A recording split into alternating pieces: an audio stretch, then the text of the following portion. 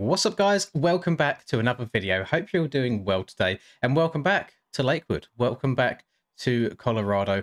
We are here today. We are at Thunder Valley, and I only played this track just yesterday for the aerial race. And if you don't want spoilers, please do pause now and go and watch your live stream. You have been warned. However, I did finally get the job done. We got an overall. Finn's Wi-Fi was broken for the day, so he wasn't able to show up and compete. And then I went 2-1 in race results and choked Moto 1 by 0.027 seconds, and then choked Moto 2 as well, but won it on cuts. So we now have the red plate. We're tied with Hakon, and Tyler is only 3 points behind us. The championship is getting very, very tight.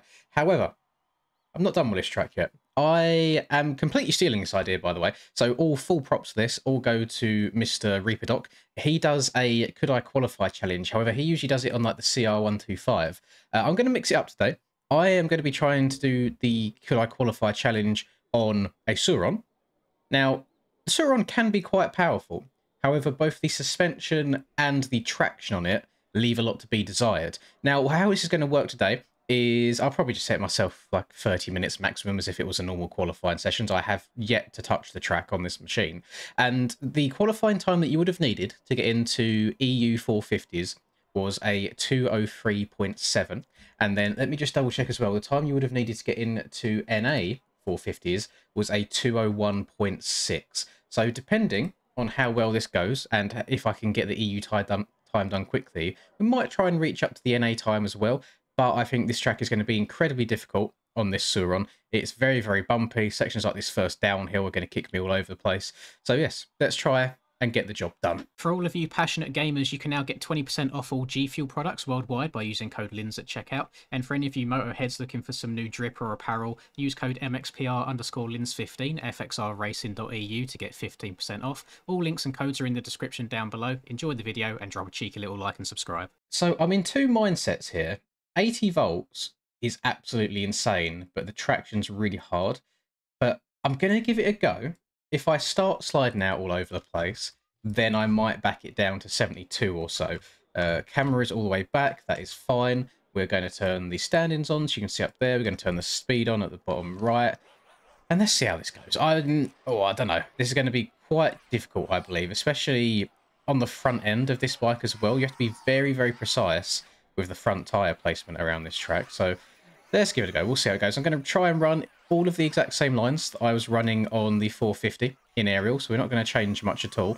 And just see if the bike is fairly capable. If this ends up being like a one and done, and I do it on the first attempt, I'm actually going to be a little bit upset and sad, and I might just might go for a little bit longer if that is the case, and see what sort of laps we can run on it. But yeah, the bike is very, it's very, I want to say like inconsistent might be my word for this bike.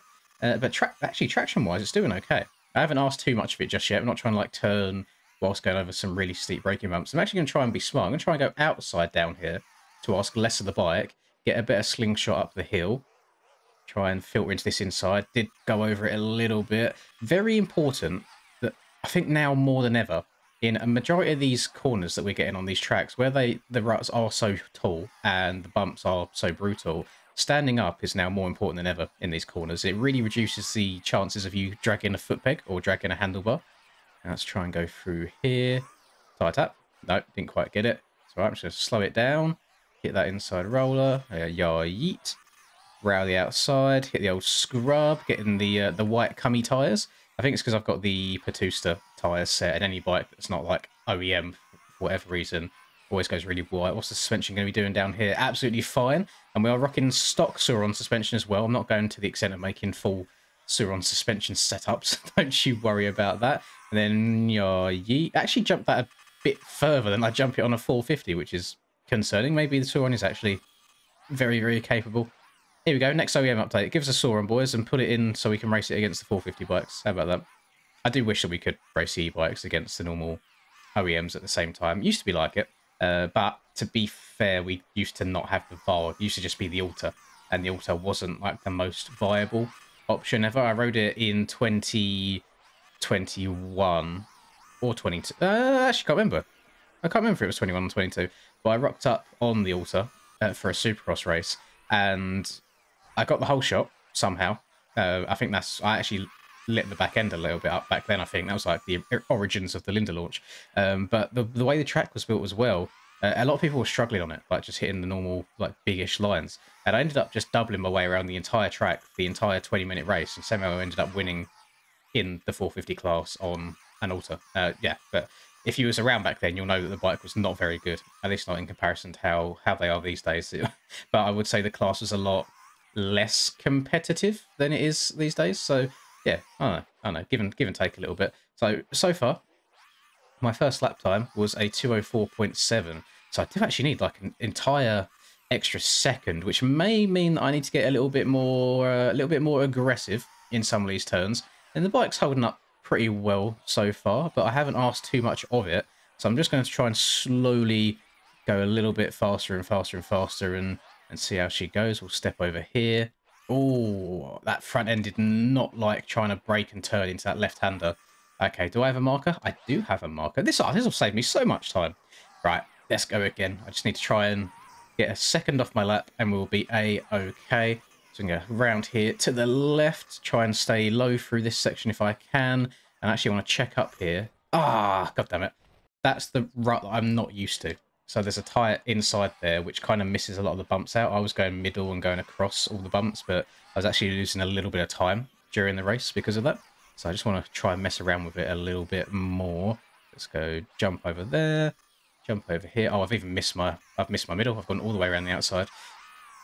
I'll keep this going. I don't know if there's a timing gate on that exact bit, so if the lap won't count, I have no idea. But we'll keep it going and see what it could have been by the time we cross the line.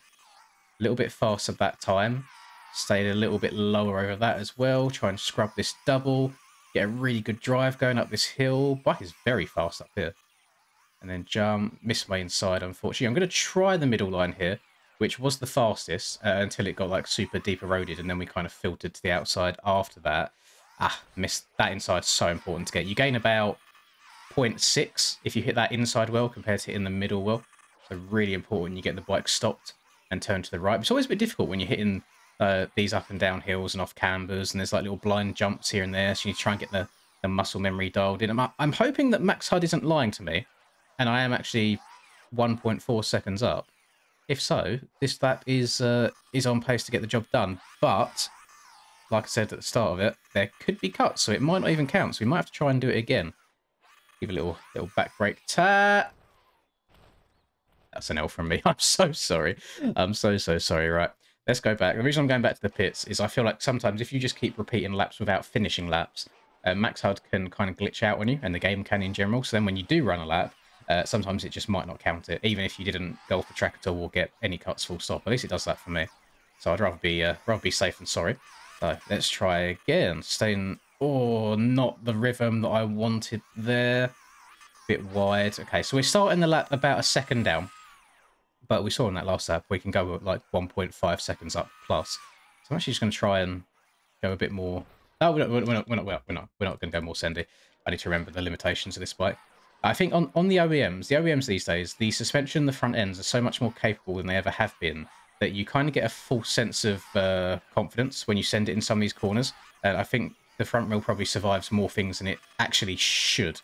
So then when you go onto a bike that hasn't been given the OEM treatment, oh god, it can get a little bit sketchy. So I need to try and be smooth yet fast at the same time, which I suppose is always what I try and do. Sometimes it doesn't always end up that way. Stay low over that. Scrub this bad boy. Get off the back of her, right up the hill. Try and jump more to the inside so I can hook this inside rut. Nice. I'm going to try and go middle again. Hopefully the suspension doesn't give out on me. No, that was absolutely fine. Slow down more at the top of the list. Hook this inside. Lovely. Look how much time I just gained. It was like a good 0.6 there. Try and land in a good place down the hill over the ruts. Yes. Carry a bit more speed in this left-hand sweeper. Double to the inside. Stand up all the way around this inside. Stops you from dragging the pegs. Ooh, asking a lot of the front end there, but it was okay. Little triple over. Nice and smooth through here. It's the very slow and twisty bits that this bike struggles with. Once it's up to speed, it's actually not too bad at all. We are 1.7 seconds up. I did not expect that. Let's get on the power down this hill as well. Please don't tuck the front on me. Please don't tuck the front on me. And then suspension, do your thing. genuinely think down this hill, the suspension on this bike is better than what I was running on my gas. I was getting kicked all over the place on the gas. It's the same setup that I ran at Hangtown. As you can imagine, Hangtown and Fun Valley, completely different types of tracks to be racing on. So yeah, they do different jobs to each other. So I might need to go back to the drawing board when it comes to the old suspension. It'll step down here. Just double up and over on the power. Got 80 volts is actually insane. Like once you are getting the power down, if you're not wheel spinning, it's actually disgusting how quick you can go. And then across the line, that said I was 3 seconds up. I actually know why that lap didn't count, and I will call it out exactly when we get there. But we could get that NA cutoff time on this bike, genuinely, which I think would be really, really impressive. I'm just happy with how the game's going for me recently. I feel like I'm playing really, really well. I got my starts dialed finally, which is such an important thing. So this jump here, I was jumping a little bit far off the right-hand side, trying to like low line it like the pros do, where they take off on the side of the jump and scrub back into it. And Sony's done a very, very good job of the... Well, at least I don't... Well, I'm guessing it's Sony that's done the data for it, the race data. So getting the checkpoints and everything in the right place. He's done a good job at keeping things nice and strict, so there's no scumbaggery allowed from people like myself looking for every single tenth of a second they can possibly find. Oh, that's a bit far. Keep it going. Keep it going. Keep it going. We can definitely gain some time back. There you go. It'd be funny if we get funny if we get a lap to qualify me in whilst doing a little front flip during the lap. The bike does not like that section though. That one is very sketchy. Slow and steady. Or not slow and steady enough. Got a bit too much power to the ground. Right, we're going to have to send this back half of a lap. We're kind of equal with my time right now, and I do need to gain at least a second to get into EU. Bomb it down the hill, send it a bit further than I normally would. That's fine. Try and stop for this inside, which we did. Held the inside very, very nicely. Gained basically an entire second in that bit alone. It's going to crash here, aren't I? Oh, that rebound! The front end is so springy. Okay, we've basically lost all the time I gained again. Can we just double to the inside here? Nice. Let me try going all the way around the outside. Oh, the front end again is not liking it. Okay. Going to go back to the pits. Just because I've respawned here, I didn't want it to carry on going and try and count as a lap. We are on the verge of greatness here. I'm really sad that that one lap that I was 3 seconds quicker didn't count. I think that would have been like bang on the qualifying time that you needed. So it's 2037 or 2016 is the cut-offs that we're looking at. Right. All about being smooth. Just need to stop pushing it quite as hard. Gentle on the brakes, gentle on the throttle. Enter the corners where they begin.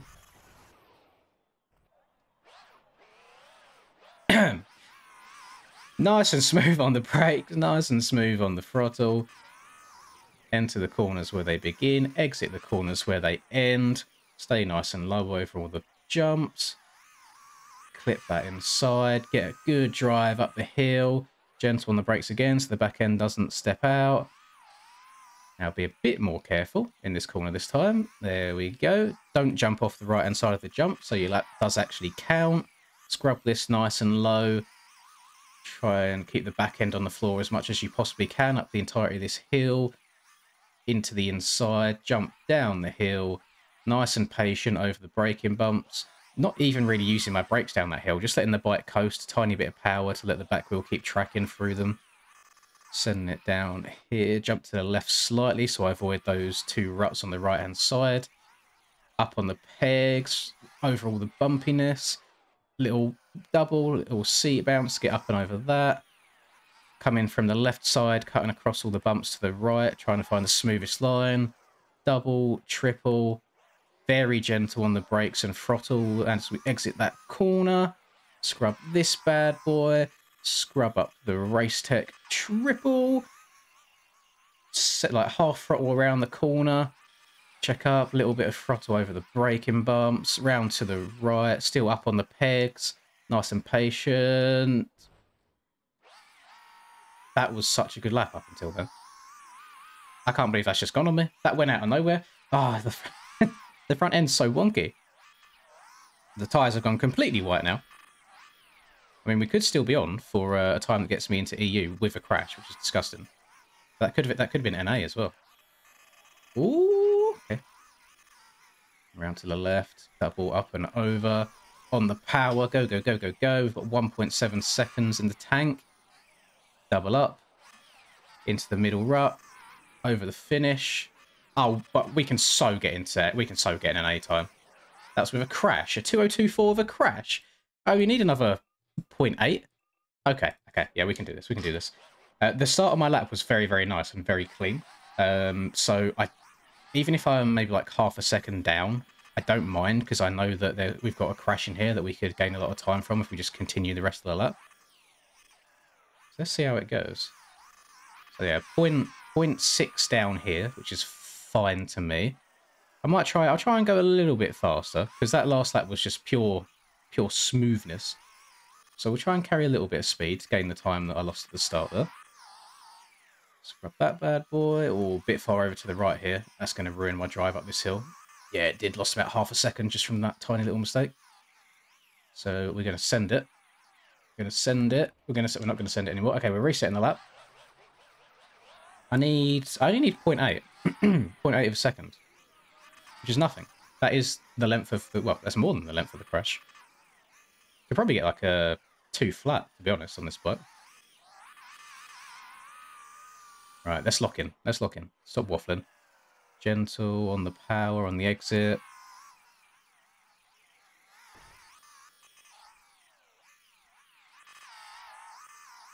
Jump to the left more. There we go. Lovely. Cut across these bumps. Try and keep the back end on the floor as much as I can. Oh, a little bit of a kick going up that hill.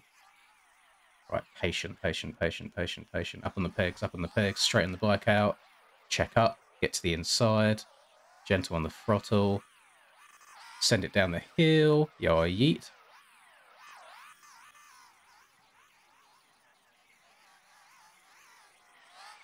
Little double, little blip of the throttle to get up and over that. Get the height that you need. Out to the left. Cut across the bumps to the right. Nice and smooth, nice and patient.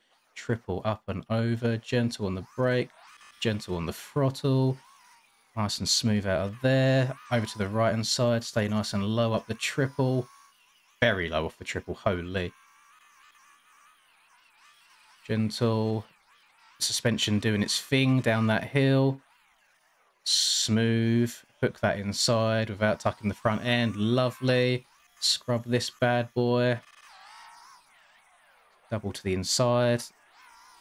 Nice. Get the bounce. Get up and over to double into the corner. Smooth in the rut. Hook your way out to the right hand side. Follow this around. Soak that up. Get into the middle rut here. Double up and round the corner. Send this bad boy. Open it up to the left. Jump around this corner. Just going to go outside because I missed the middle rut. Yeah, yeet. Oh my goodness. A 158.8. Oh my.